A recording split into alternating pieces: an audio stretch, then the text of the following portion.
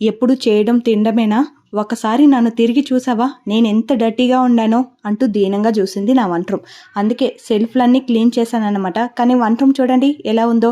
Clean చేసుకుంటూ కబుర్లు చెప్పుకుందాం రండి. ఇంటికి వెళ్ళాలంటేనే చిరాగ్గా ఉంది. ఇంటికి పోతే చాలు మా ఆవిడ స్టార్ట్ చేస్తుంది. చిరాకు పరాగ్గానే ఉంటుంది. ఎప్పుడు చూసినా జగడానికే లాగుతుంది.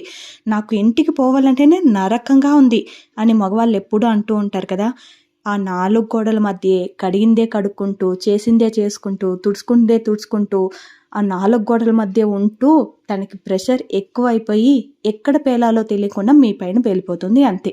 ఇంకేం రీజన్ అయితే లేదు. నీ పైన కోపం ఉండి అరవడం లేదు. ఇక నువ్వు ఇంటికి రాగానే నీ పైన గొడవ పడిపోయి గయ్యాలిలాగా అరవాలని ప్రీ ప్లానింగు చేయలేదు. తన బాధ ఎవరికి చెప్పాలో తెలియకుండా ఇలా కోపం రూపంలో నీ పైన పడుతుంది.